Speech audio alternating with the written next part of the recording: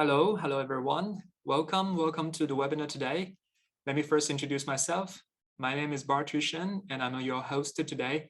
I'm an assistant professor in the area of finance at INSEAD. I do both research and teaching in financial securities trading with a recent focus on how fintech has changed the landscape. I'm very happy to have this opportunity to join you and to learn and discuss about NFT and its applications.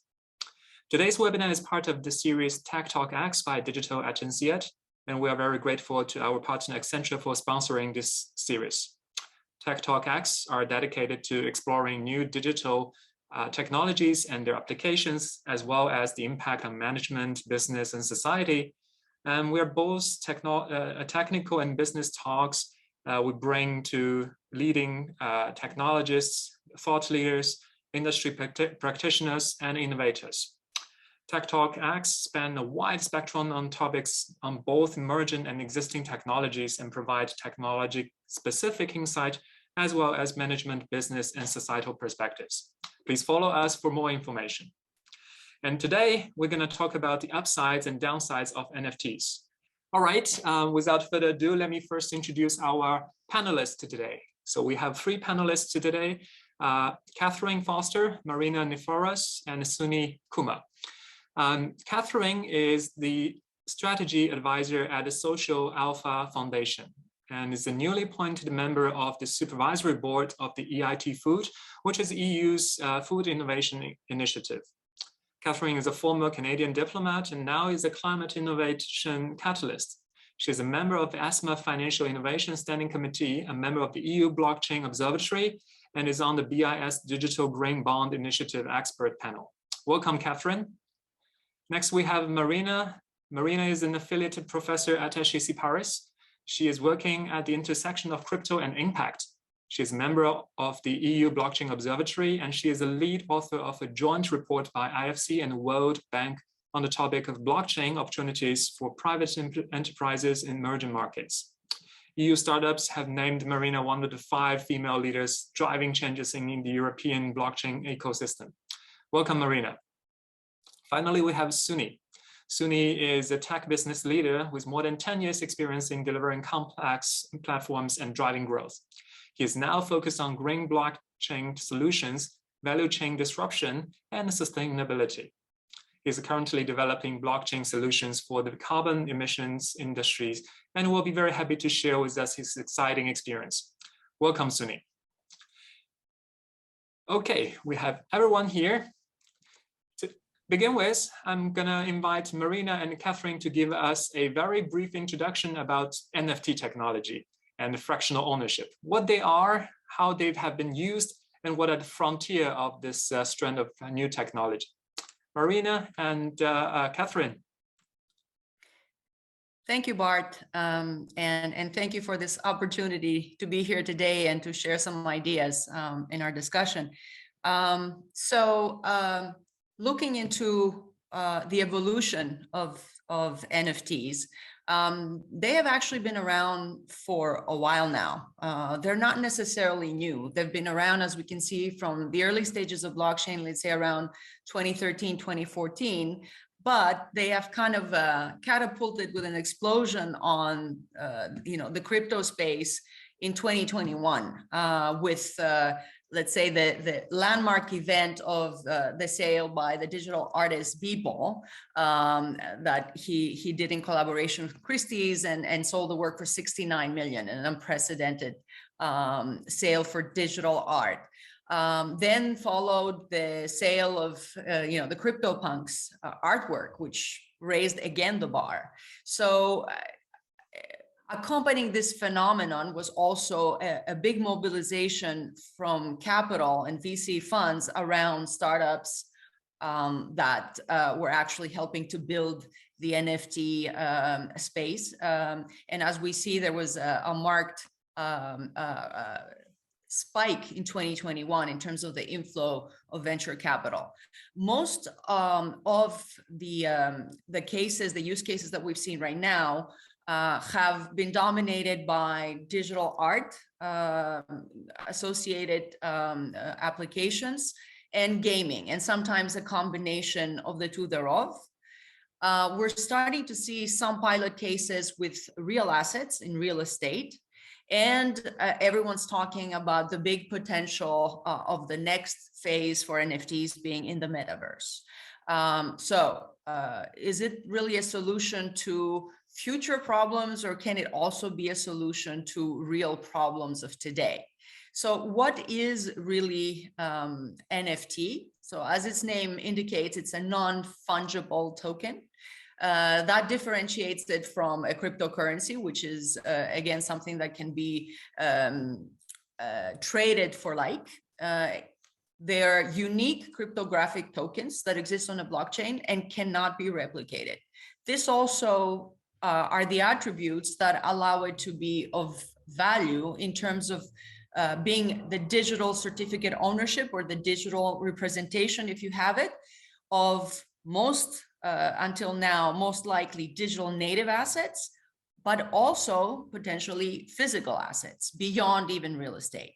So tokenizing this real world tangible assets can make it much easier for them to be traded, exchanged, etc., and inject efficiency as well as transparency, I would say, in systems for managing property rights and ownership that have been encumbered by highly inefficient processes, bureaucracy, and in many parts of the world, also transaction costs associated with corruption. So the NFT can function as a representation of the digital identity as well the associated rights. And when you add smart contracts to it, you can also have a host of delegated rights that are associated with that property. I will then pass now to Katherine, who will make further the connection and what we're really talking about between NFTs and the climate agenda. Katherine, over to you. Thank you. Actually, in terms of the evolution of NFTs and the use cases, before we go into blockchain basics, I did want to add a point about the fundraising, which really was sort of an overarching layer to the use cases of the NFTs. We had museums selling NFTs of their archives, photos, and physical assets to raise funds. Charities were collaborating with artists for awareness building and fundraising on impact initiatives, reporting from girls' education, from girls' education to climate action. And environmental organizations are auctioning digital art or photos, NFTs representing endangered species. The organization I worked with, I actually was co-leading for the last 2 years, Open Earth Foundation. We got very fortunate after the Beeple Christie's auction when we held Carbon Drop. And we managed to leverage Beeple's position right after that auction to raise nearly $7 million for Open Earth Foundation. But of course, it came with it a number of issues on the use case and also some of the other surrounding issues about NFTs generally. But it was really a peak moment because after that, we weren't able to replicate that in any of the landscapes in terms of the fundraising capacity. I think what's really important then is to take just a step back in terms of blockchain basics as well, because what the use cases have evolved for NFTs have come out of the evolution of blockchain and emerging technology. And on the next slide, what we can see is that the evolution of blockchain, the next slide actually, yes. We've evolved, this landscape of blockchain generally has evolved from Bitcoin and other cryptocurrencies, including new platforms and coins, into the tokenization of other assets. Initially, it was diamonds, identity and agricultural commodity property, through key data points, for example, the scanning and thumbprint of the diamond for certification under the Kimberley process, through to smart contracts to be able to transact on these assets and flow the data through value chains. We did have this slight detour in 2016-17 on ICOs, initial coin offerings, which were again fundraising for vision based on white papers with no real intrinsic value or tech built out, but high failure rate and regulatory clampdown allowed us to pivot back into the underlying evolution to support a wide range of applications with new layers and applications that can be built on top of a blockchain system or platform to allow users to access, use, and contribute to a chain, adding verified data. And for me, in the climate space and the sustainable development space, the real potential was to use blockchain and now NFTs to address misaligned incentives, transparency, efficiency, and other issues that had really been in place for quite some time. But this requires, the integration of technology, trusted data, collaboration, and networks of oracles that enable blockchains to absorb and interact with real world data. So NFTs are digital certificates of ownership, identification, and verification. They're new forms of decentralized commerce and value exchange that still need governance mechanisms. And we can talk about that as well. But I also wanted to just talk briefly about the climate agenda, because the use case for blockchain and NFTs, ran in parallel there. Most people think of the climate and SDG agenda as having evolved out of 2015, but actually this started in 1972 with Stockholm and other agreements, and then through the decades, almost 50 years, to basically a number of siloed solutions focusing on sustainable development and different goals. We had a lot of infrastructure gaps, data gaps, credibility issues, a lot of efficiency challenges, corruption even. And so blockchain came along in, around the same time as the Paris Agreement and the new Sustainable Development Goals as a potential answer to this, to say, we actually can bridge that fractionalized solution space and bridge those silos. I think I'll leave it there, but the next, basically that idea of the use cases for NFTs and for blockchain was about integrating those silos. So I'll leave it there and look forward to our discussion. Thank you very much. Thank you, Marina. Thank you, Catherine, for the great introduction to this fantastic topic. Very profound and a lot of exciting prospect ahead of us of how it might be used. So let's start our discussion by revisiting some of the potential new applications of NFTs that Catherine and Marina have talked about. Right, so Marina mentioned that a potential new application of NFT, although the current or existing applications mainly being on the ownership of arts, museum arts, selling these kind of ownership of digital arts. Right? And Marina mentioned there is something quite different, a real asset, right? Not digital anymore. So Marina, could you share with us a little bit more on that front? So I'm an economist by basic training. And the reason I was attracted to blockchain to begin with was of this potential, this possibility it engendered because of its endemic characteristics for disintermediation. That is, cutting out layers that are not necessarily value creating in a value chain, and therefore not being dependent in a central authority for the validation of transfer of value, et cetera, et cetera. In essence, this can have tremendous potential applications for the vast field that many developmental economists call property rights, whether those are tangible or intangibles. So a lot of the discussion has focused, and since the NFTs became so popular lately, a lot of discussion has centered around IP rights. And there are several use cases beyond, let's say, the sale of digital art.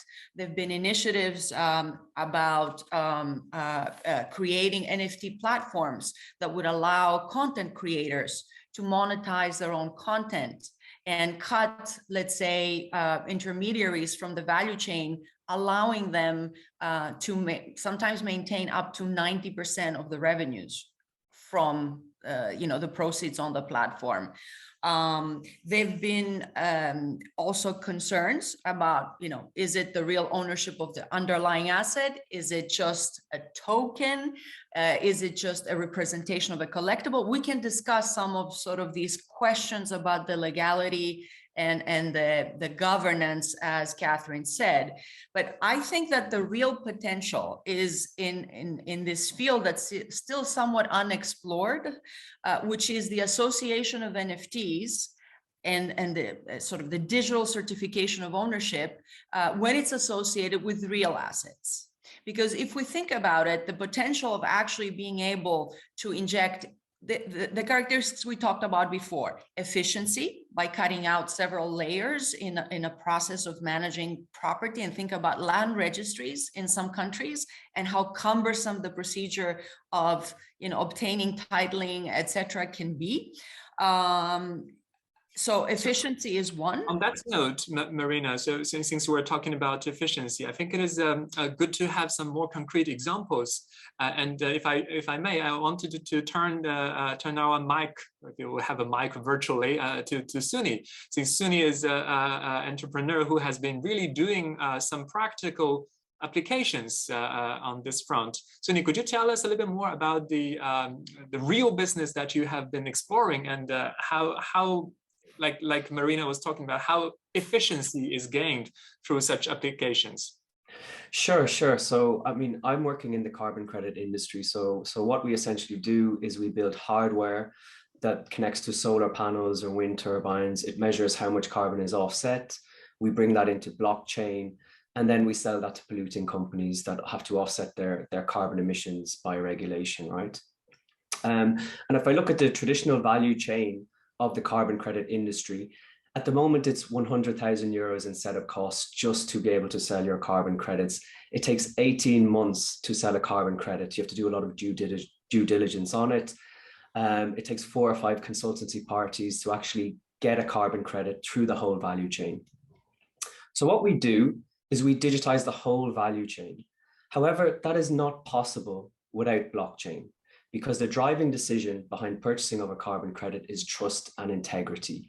And that's where blockchain comes in. And if we specifically focus on NFTs in this use case, what is an NFT? For me, I just boil it down to 2 simple things. It's very unique and it visualizes data.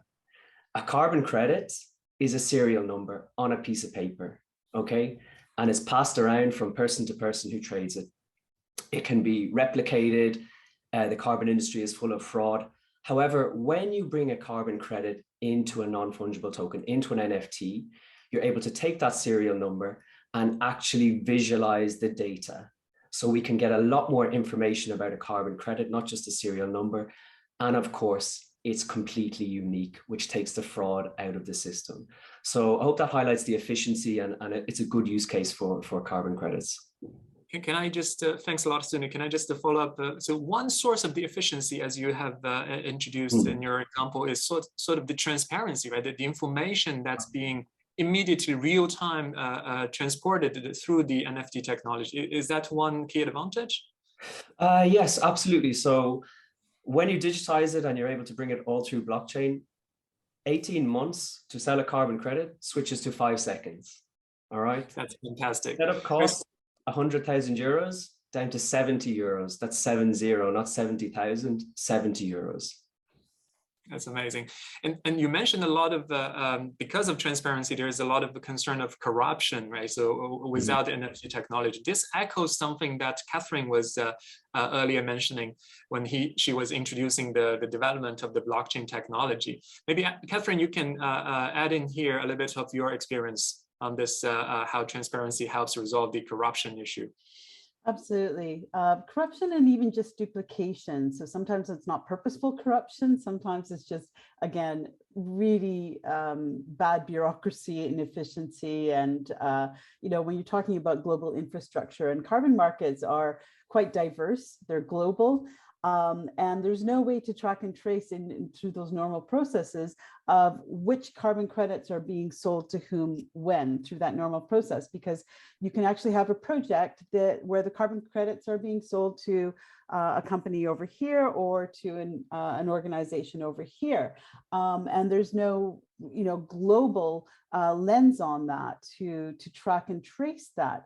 So, initially with the World Bank, for example, and Marina also worked on some of these initiatives, actually the next layer was looking at the use of blockchain to focus on the double counting side of things as well.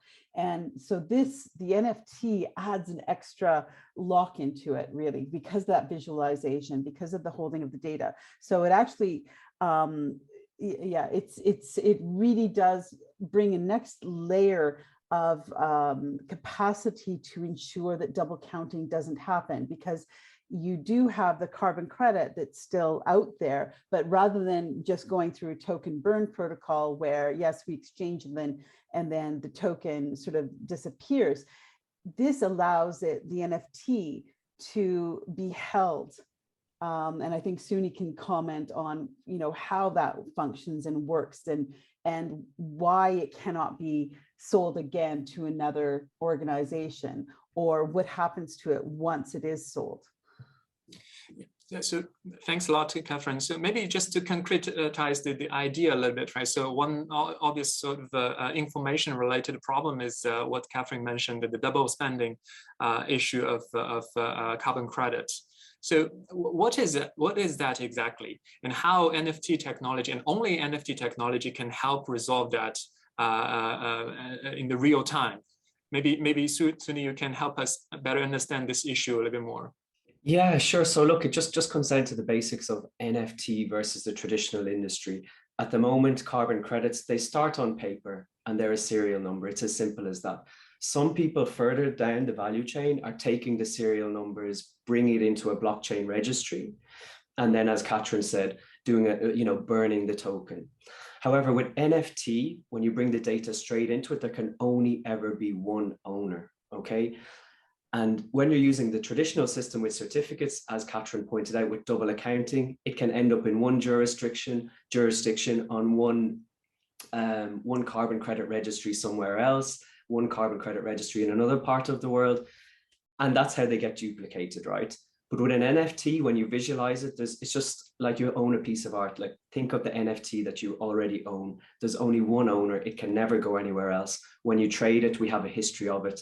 And when the company or person decides to burn that NFT, it's marked as retired, and that's it. It can never be duplicated elsewhere.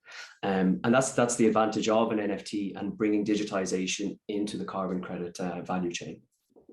Yes, Katherine? If I may complement what Suni said, I mean, this is also a response to sort of a big challenge for many companies who have, compliance requirements that are becoming stricter and stricter, and particularly scope 3, which means, how do you actually guarantee that your whole supply chain is actually compliant to the same sustainability standards that you apply to yourself, let's say a holding multinational. And through the explanation that Suni just gave, the NFT allows that custody of data to be verified throughout the journey they have in the supply chain. So when you're consolidating at the end, you can now actually have some a measure of trust that what you're actually reporting is true for your supply chain as well. Mm-hmm. Very good. And Katherine, you have something? Yeah, just taking a step back from that is what really is happening. It's the efficiency and that security side, which means that we can actually really augment the carbon markets right now, because they are tired, they are old. It has been very the system is increasingly cumbersome. And by leveraging technology for those inputs for monitoring, reporting, verification, creation of the credits and purchase of those credits, we are, as was said, we're increasing efficiency not only in cost but in time. And that means that smaller projects too, and other types of projects are able to enter the ecosystem, whereas before, you had to have a certain threshold in terms of project size, in terms of capacity to register, in terms of time. We don't have time for this, so we need more systems. These types of systems become more efficient and more open. So this is really paving a path forward for that. Fantastic. Thanks for the discussion. So we've been so far mainly talking about one key advantage of this NFT technology, which is its efficiency, right? We sort of talk about the efficiency coming from the transparency, how information gets verified and trusted. It's one aspect of NFT. Another very interesting aspect of NFT ownership is the fractional ownership, right? So maybe our panelists here can share a little bit of thoughts on maybe again in the same context of carbon credit, right? So why fractional ownership is such an important thing and why it is beneficial. Maybe Suni, I can get back to you first, and then since you've been practicing on this field for a little bit, why fractional ownership? Why is that such an important thing? Okay, for me, how my project actually started was I had another project which was generating carbon credits. And when I went to sell those carbon credits, I realized the setup costs are really high, but I realized that if I sold my carbon credit for 100 euros, I was only getting back 10 euros. I was losing 90% on the commission through the value chain. And this is why I looked at the carbon credit industry and wanted more money to go back to green projects, because that actually killed my project. It made it unviable, right? So a brilliant case specifically towards NFTs is the smart contract part. We can build in that when a carbon credit is sold as an NFT, that we can mark a minimum percentage of that sale price that is actually given to the green project that generated that carbon credit. And this is incredibly important because at the moment in the traditional value chain, all of those 4 or 5 players, the traders, the brokers, they're all taking a cut, and that's taking away from the green projects.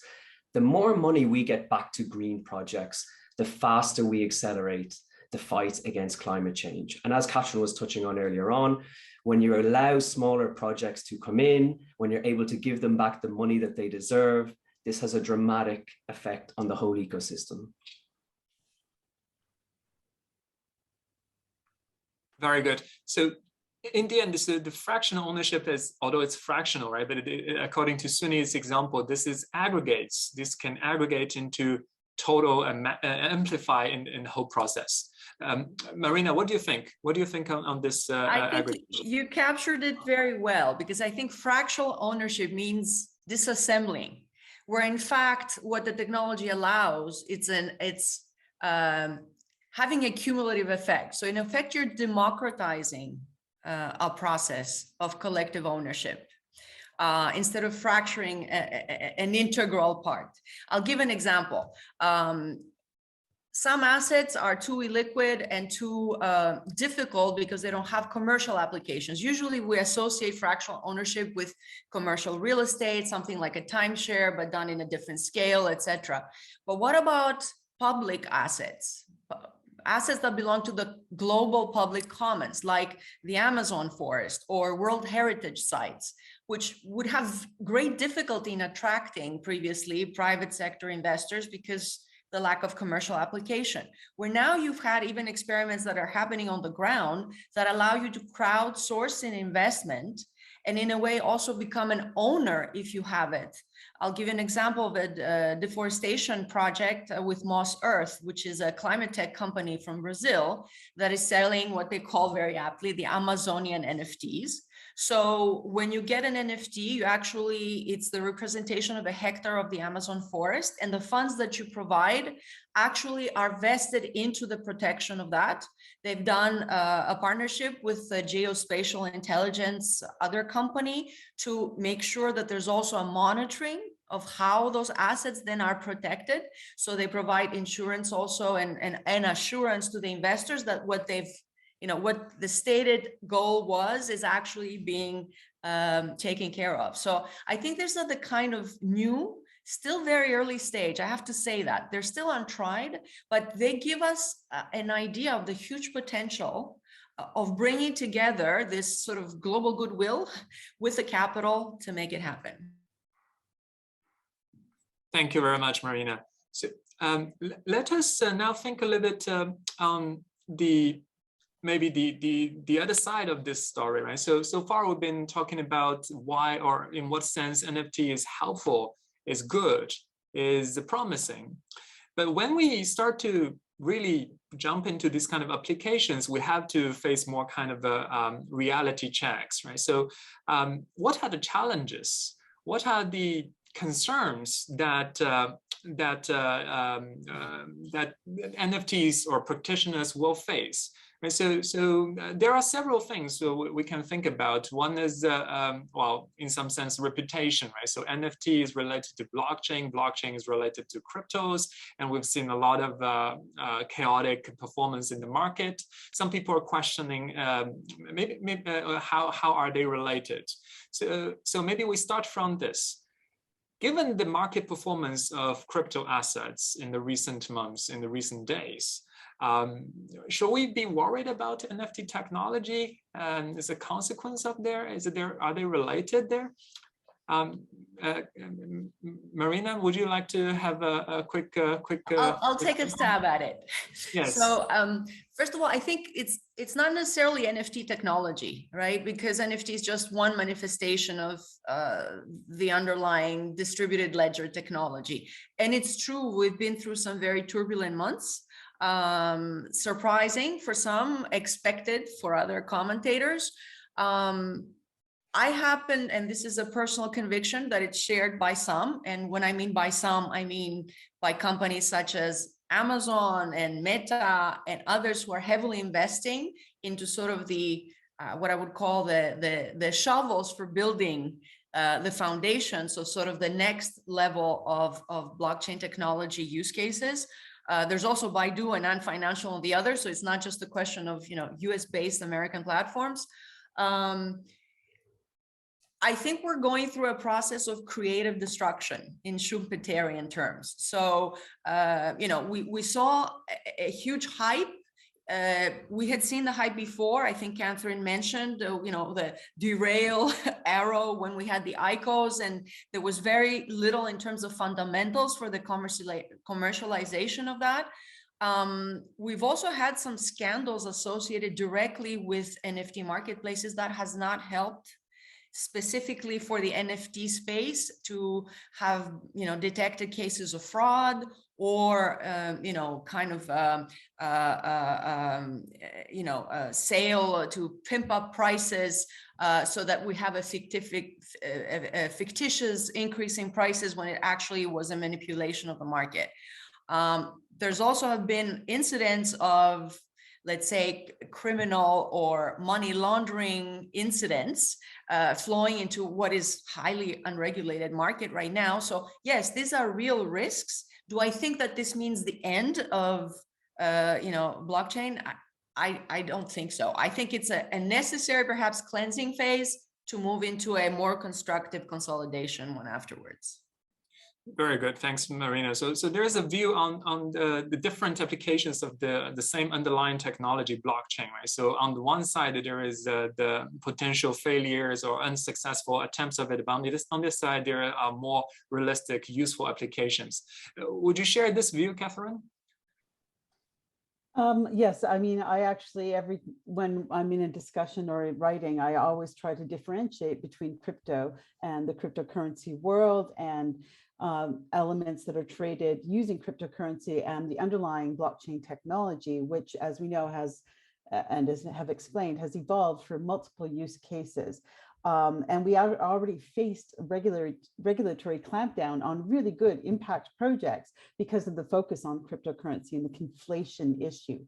So I think in terms of challenges of NFTs, I think that conflation issue is a really big problem, that we are conflating cryptocurrency and CryptoPunks and the collectibles side with the underlying use cases and capacities of the technology and the combined elements of NFTs and what they offer over and above blockchain. In terms of the actual challenges that I see coming out of this is the energy issue, which we understand is about the proof of work, proof of stake, the platform on which the NFTs are based on, and we know that that's evolving and that there are options out there, and we can share those articles. I also think there's a narrowing lens on impact because of the focus of technology. So while we have some great projects like SUNY, like initiatives like what SUNY's doing, there is this potential that we want real-time impact all the time. We want real-time understanding of impact particularly in the climate SDG space all the time. And that is great, except for when it comes to, are we therefore going to be amplifying digital divides? And to me, this means who and what, and in terms of organizations, individuals are generating NFTs and using blockchain and NFTs overall for their projects. So that is already an issue for developing countries. I think we have to keep an eye on the potential for amplification of the digital divides in terms of Thanks very much. Yeah, Katherine. in terms of that, gender is also a part of that as well.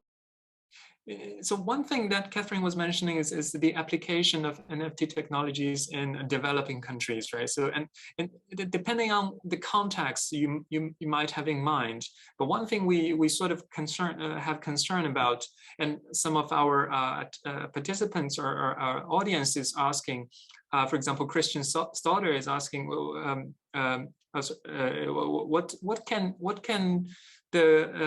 what should we think about the governance of the NFT, especially in the context of, for example, developing countries? What are the urgent issues on the on this governance perspective, and what are the potential solutions there? Marina, do you have some thoughts? Yes. So this was one of the primary issues we addressed in the work we did at the IFC, because obviously the work was intended to be analyzed in the context of the emerging markets. But, and I can float the paper that discusses the legal and governance challenges for development of blockchain use cases in emerging markets. But surprisingly, I would say the questions are not different. The points of departure are different, and the digital divide is where a lot of the issues will hinge on in terms of further development. But the governance issues, given the nature of the technology, which is global and distributed and cannot be contained within a national regulatory mandate. This means there has to be a lot more collaboration, cross-jurisdictional, globally even, among regulators. That does not mean they're all going to be at the same level of readiness or even sophistication, because it will respond to, let's say, how mature their financial markets are, or if other use case applications, energy markets, etc. It will depend who the regulator will be intervening. But at the end of the day, these business models that are built on this highly distributed network require a global set of rules and governance. And that can only happen if there's a college of regulators that actually speak to each other and agree on at least a common roadmap of moving forward. This aspect is actually very important, right? Because NFT fractional ownership across the jurisdictions, across the different legal systems, could be a quite challenging thing to overhaul, to take into control, right? So this is one of our audience, Kenny Lee's questions. So when you have NFT fractionalization investments, it implies you have security tokens and collective investment schemes all over different countries. Okay, so how many licenses of these are needed, and what's the current legal system? Do different countries have a common understanding? Are there any efforts being pushed in this regard?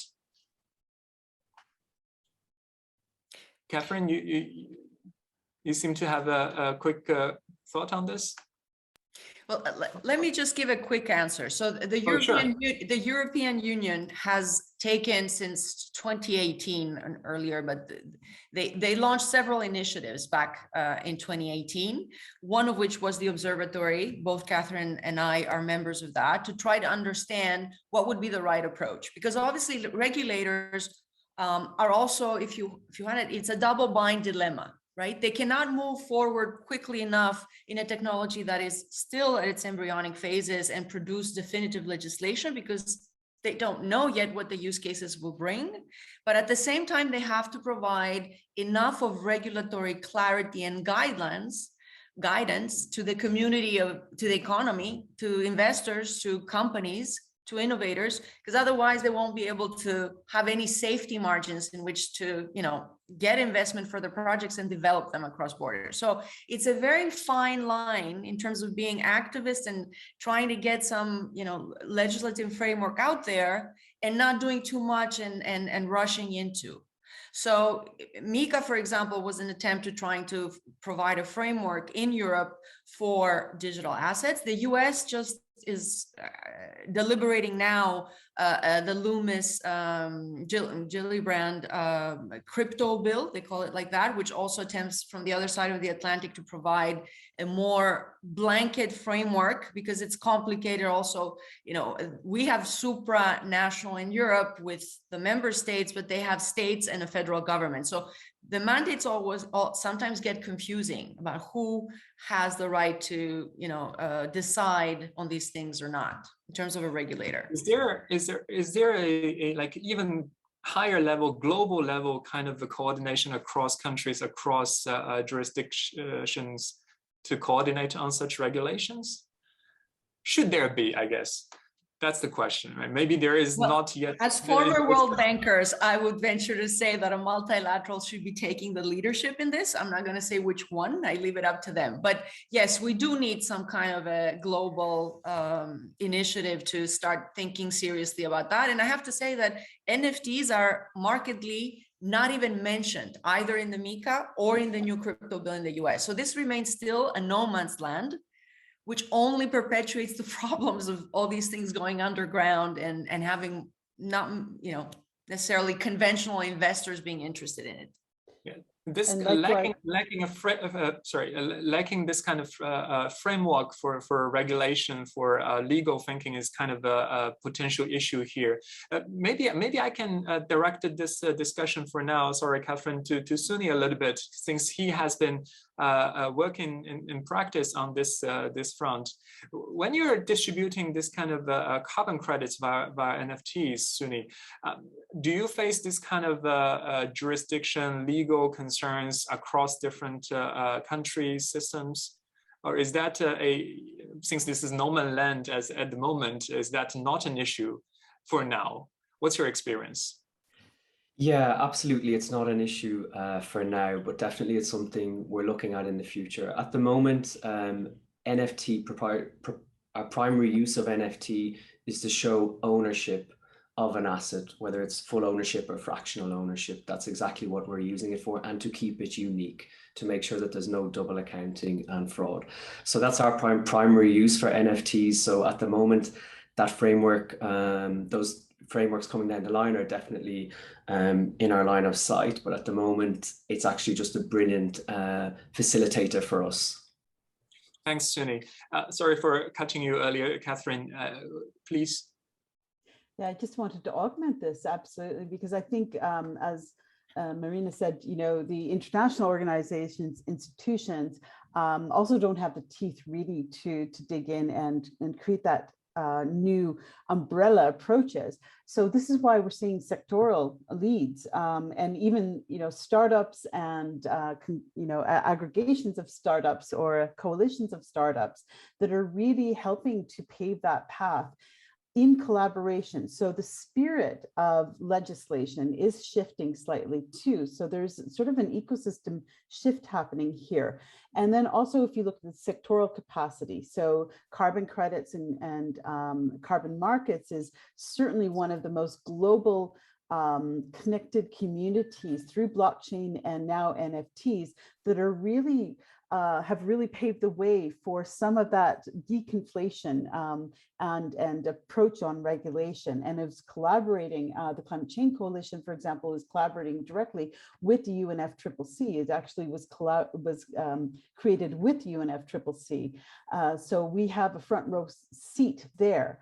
Same with the UNEP codes community, so focusing on the digital world across the UN. So there are elements of this bridging, but it's really interesting to see that here it's startups, SMEs, and researchers like Marina that are really in the front row seats there, putting that forward. I also think in terms of the assets part, digital green bonds, for example, have been a part of the experimentation landscape that's leading up to this and informing NFTs relationship there as well. And we have very few examples of an end-to-end digital green bond for this reason. So if we extrapolate some of the regulatory challenges and stakeholder challenges we've had there, that can be applied also to the NFT space and other spaces. Thanks very much, Katherine. So we have been so far talking about mostly legal regulation challenges, right? So other than that, what kind of challenges? For example, I have in mind some kind of operational challenges. This is, after all, a new technology, right? So we have a very good understanding as of now for it, but as new applications move forward, there probably are some operation-wise concerns.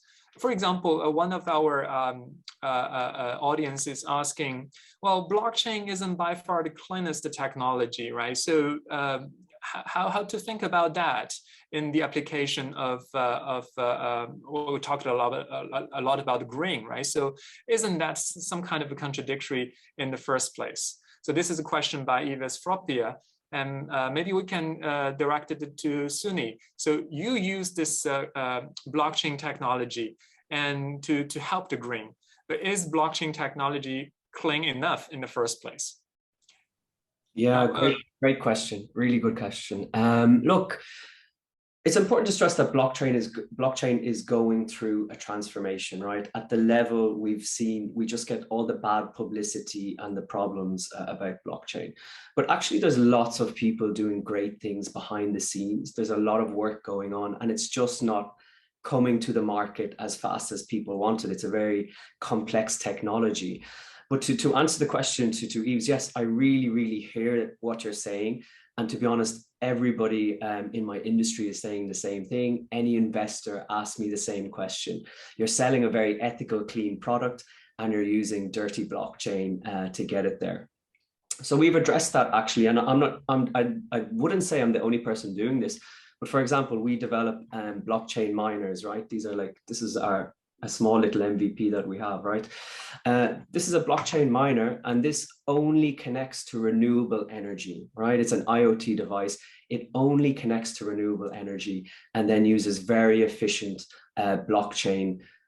It's basically a mining node, so it only mines very efficient blockchain. And we are also building a green blockchain that this will be able to mine. So there's actually a lot of work going on in the background, and it is getting there, but it just takes time. So to answer the question, I hear you, and we're addressing it in our own way. Before I give it back to Katherine, I think I'm with Suni, right? So technology is improving. Like we have seen, blockchain itself has evolved a couple of versions, right? So we are getting to different levels. Maybe we haven't get rid of the dirty past of it completely, but definitely there is some progress. And Katherine. Absolutely. I just to augment that is to say, you know, this blockchain, there's just not one platform. We're talking about the different architectures, the different platforms out there: permissionless, permission, public, private. You know, organizations and individuals are choosing a blockchain platform according to their needs. While this shift is happening as well for the larger proof of work blockchains into proof of stake or other proofs. And also we need to understand that, you know, not all NFTs are equally carbon intensive. And it really does come down to that underlying technology stack and the consensus mechanisms that determines that carbon footprint. And, right now, 80% of those collectible NFTs, et cetera, are transacted on Ethereum, which currently uses, proof of work. But, it's transitioning to proof of stake in 2022 or another proof, I think. And the NFT ecosystem as well is evolving with other lower carbon footprint blockchain options as well as creative approaches such as the energy choice, which again is another layer into this. I've included a link to a paper that I advised the Linux Foundation on, which really gives a great overview and some fun infographics as well. Thank you very much. So this is one aspect of what I think is operational risk, right? So the underlying technology is clean enough or not, but there are many more aspects, questions related to the, let's say, operational reliability of the blockchain, right? So we all heard of forking, 51% attack. How reliable is this underlying technology? So one question that our audience has from Walid Halabi in particular, he's talking about starting a blockchain-backed real estate startup, right? So he's particularly concerned how reliable this kind of technology, we are really using it. Maybe Marina, you have some thoughts on this? So I'm not the computer scientist in this group, but as a person who advises companies in making the choices, like the question of our audience is coming from, is I don't have a simple answer, because again, I'll go back to what Suni said. This is a progress in the making. So the underlying technology still faces challenges. And I think this is accepted even by the most staunch gurus of blockchain enthusiasts. Okay, we still have issues of security breaches, which kind of not only undermine trust in the technology itself, but also in the model of decentralized management, decentralized governance that it promises. Because if you have to intervene centrally to reverse and retrieve funds from a hack, it kind of beats the purpose of creating the community in the first place. So yes, the technology still is plagued by some of the problems of immaturity. Okay, so there have been serious security breaches, which then the community works together to try to address until a new challenge comes along the way. There are issues about scalability and throughput efficiency, because, again, if you're able to have an economic phenomenon, it has to have scale. So can you handle really an explosion in the volume of transactions if you really want, for example, the carbon markets to be, the place where, the capital flows rather than ETFs, like Katherine said in the beginning. Interoperability. You say NFTs have value because they are portable and unique. Well, are they really portable if the chains are not interoperable? So these are questions that I'm looking also as a practitioner on the business side to have clear answers. I'm not sure we're going to get them immediately. We're going to have to work through them. And my guess is that in the next 5 years, we'll still be kind of working through them, but we're going to be seeing, I think, some progress in terms of getting also into this big shift from proof of work to proof of stake.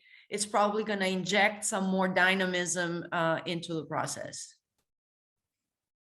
Thanks very much, Marina. So Marina also mentioned another potential operational concern, right? So the scalability. So if you really want to roll this NFT technology out to more applications or more user base, it has to be scalable. And we have heard a lot of issues, at least based on the old versions of proof of stake, proof of work, the scalability was a concern. So Suni, right now, in your application, is scalability an issue? Or if yes, what are you, what kind of procedures are you trying to implement to improve on this? Yes, right. So, I mean, as I said, we reduce, specifically related to what we do, right? We reduce setup costs from 100,000 euros to 70 euros, and that opens up new market spaces, right? And that breeds scalability into an industry which is dominated by large infrastructure projects. And by infrastructure projects, I mean large solar farms, large wind farms onshore or offshore. But when we actually, as Katherine was touching on earlier on, there's so many smaller projects out there that just don't have the money, the infrastructure, the capital expenditure. They don't have any of that to be able to get into carbon credits and avail of this blockchain technology, NFTs, which is the enabler in the whole mix, right? So scalability is actually, the customers are there. We just have to provide the technology to them. And that's exactly what we do. For us, we connected to home solar, for example. So home solar, there's 300,000 installations in Europe every year. There's 200,000 installations in the US every year, growing at 20% a year. And that is a prime market that has not been tapped. And our technology is enabling us to go in there. And more than that, you're incentivizing people to do good, right? You're incentivizing people. You're able to reduce their capital expenditure because they get money back from being able to avail of carbon credit markets.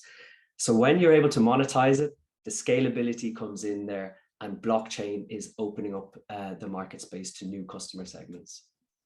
Thanks very much, Suni. I think there are actually two kinds of scalability that Suni is talking about. One is sort of on the existing users, intensive, so what we call intensive margin, right? So how the existing users can use the technology to further improve. And on the other hand, there is the extensive margin, how the technology can invite other people who are not initially able to join. So these small players now, because of the technology, they can join. So that's two different kinds of scalability prospects that we are looking at. So very good. We have had a lot of discussions about the pros and cons, what are the exciting prospects of NFT applications, and what are some of the caveats. In particular, we talked about the regulatory concerns, the legal concerns, as well as a couple of operational issues that we might face as we start to push ourselves to different new uses of NFTs.